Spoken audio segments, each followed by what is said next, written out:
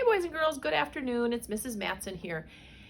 And I am just wondering, do you need a break from all the worksheets you've been doing and all the animal projects you've been working on and all the assessments that your brain is working so hard on? Well, Mrs. Matson, she needs a break too. And I have not done art for a long time with you guys and I really miss it. So I thought it would be a fun idea to do an art project together today. Are you guys in? Come on over, listen, and let's create something beautiful together, okay? In your portfolios that were sent home to you this week, and remember the portfolios kind of look like this. It has your name on it, and it has all your artwork from the year. Well, I gave you some extra packets of construction paper, and one of those extra packets had yellow construction paper, and then it had these sheets stapled to it, friends. So I want you to go ahead and find this yellow piece of construction paper with these attachments. When you get it, I want you to carefully take the staple out. It's up there in the corner. And then I want you to lay the sheets out like this. You should have the yellow construction paper and then 1, 2, 3, 4 extra sheets in there. So go ahead, you can put this on pause, get your construction paper, lay your other sheets out, and while you're getting this stuff, could you grab a pencil, a scissors, a glue stick or glue, or if you don't have either glue stick or glue, you can use tape and crayons. Could you grab, again, a scissor, glue stick or glue, or tape, a pencil, and some crayons, and meet me back here in 5.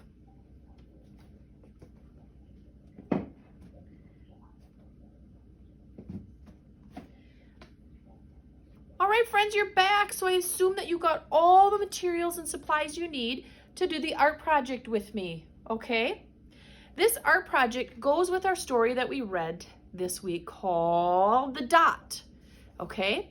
And most of you should have read that story already, and it's about a girl named Vashti. And Vashti's in art class, and she is not happy, is she? She has a scowl on her face, and she's sitting there, and the bell rings, and she hasn't got any marks or anything drawn on her paper yet because she can't think of what to draw. And sometimes that happens, boys and girls, doesn't it? Our brain does not work as fast as we want it to, and we can't think of what to draw. So Vashti is helping us try to think of something to draw, and she's going to help us start it, okay? So in your packet, you have a paper that looks like this, and it has 2 black dots on it. You might have 2 black dots on the back. Also, I wanted to give you extra dots in case when you're cutting it out, you accidentally cut it in half or a mistake happens or it rips. But boys and girls, I want you to pick up your scissor, grab your scissor, remember how you hold it. Your thumb is pointing up to the ceiling. I'm going to be cutting like this so that you can see it, and I want you to grab your paper and I want you to start cutting your dot out. You're only going to cut 1 dot out for this, and I have a smooth, I have not lifted my fingers or the scissor yet. Do you see I'm turning the page around as I'm cutting it? A nice smooth, I'm just now opening my scissors, a nice smooth cut. Cut the dot out in a nice round circle. That's a shape that we're learning about. That's a 2D shape that we learned about in math this week, isn't it? A circle is a 2D shape. It has no edges, no sides, no vertices. 2D. So it looks like this, friends, okay? So now I have my dot. I'm going to set that down somewhere where I don't lose it. Then I'm going to grab my beautiful fancy frame. Boys and girls, you have a beautiful fancy frame like this. I want you to grab that frame, okay?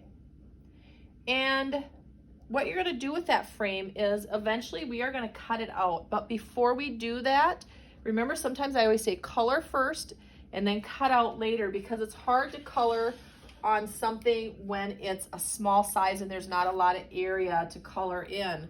So we're going to take that piece of paper And you're gonna take your dot that you cut out and either put some glue on the back of that dot. I'm gonna put my great famous double-sided tape that I love to use.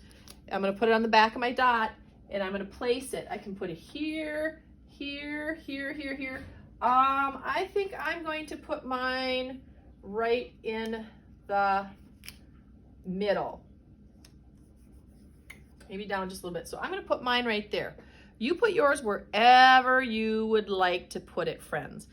Now, the next step is I'm looking at that dot and I'm gonna think, what should I create with that dot? What can I create with that dot? You have two examples and you see someone made a flower out of their dot and another person drew a car and they used the dot for one of the tires. I've seen students do tractors. I've seen them make aliens. I have seen them use the dot for a moon in the background for another picture. I think I might use my dot. It's going to be a surprise. You watch me draw and see if you can figure out what it's going to be. I'm going to grab my pencil because guess what? I have grabbed a marker, but I forgot to grab a pencil. I always want to use a pencil, friends, because that way I can erase. And remember in class, I had said to you before, don't draw really hard. Don't use a lot of muscles when you're first drawing because it's hard to erase. If you just draw it lightly with like sketch, I said sketch, then you can erase it, okay? So let me think here.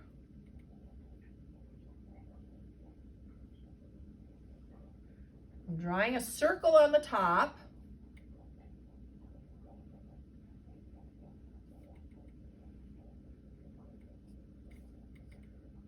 And I'm gonna go kind of an oval on the bottom. So as you can see, I have a circle on the top of my dot, kind of an oval on the bottom, and I've made a couple of antennas on the head. Now, when I draw the rest of my picture, does it have to be perfect? Is any drawing perfect? No, Mrs. Matson doesn't draw perfect either. I don't know a lot of people that draw perfect. There are some artists out there who do, but I'm just gonna do my best, okay? So in my head, I'm thinking of a picture of an animal that comes out in spring, and it starts out as a worm, and I'm trying to, in my head, make a picture of that animal so that I can think of how I want the rest of the body to look, okay?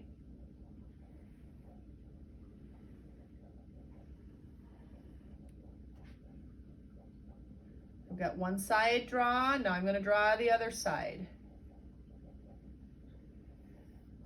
All right, so I have a head, a round head, two antennas on the top. I have kind of an oblong body below the dot, and then I tried to draw a wing on each side. I am making a butterfly, boys and girls. Could you tell I was doing a butterfly? I'm gonna do two eyes, and my eyes are round on the butterfly, and I am gonna put a smiley face.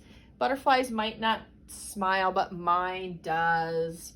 I am going to, on my wings, I'm gonna make another wing.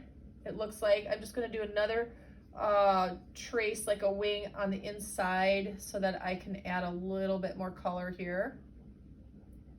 Again, it's not gonna be perfect, but that's okay. Do butterflies have legs? I don't know if they have legs or not, but guess what? Mine's gonna have legs. I decided mine's gonna have legs. 2 legs, just like that. And there you have my butterfly. Now I'm happy with the way my butterfly looks, so I'm gonna use my black marker and I'm gonna trace around the pencil marks. If you have a black marker at your house, you can do the same thing. Remember, we do this a lot in Mrs. Matson's class, don't we? We draw with pencil first, and then we trace it with a black marker to help make it pop out, right? Once I'm done tracing, what do I usually have you guys do with my good white eraser? I let you use that good white eraser, and what do I usually have you do with that? Can anybody tell me what I have you do with it? Do you remember? Yep, I have you erase the pencil marks because, boys and girls, I am not the best tracer. And when I'm tracing these pencil lines, friends, I can still see the pencil around it. And as I'm coloring this picture, I don't want to have pencil lines showing, do I? No, I don't want pencil lines showing. So I'm going to go ahead and I'm going to erase them. You'll notice I didn't use my marker to outline the smile yet. I'm not sure what I'm going to do with that. I'm going to make the pupils in my eyes here so that you can see. I just thought of something, boys and girls. Do you think my butterfly needs glasses? Haha. I think I'm going to put glasses on my butterfly. Whoa, isn't that cute? My butterfly has glasses.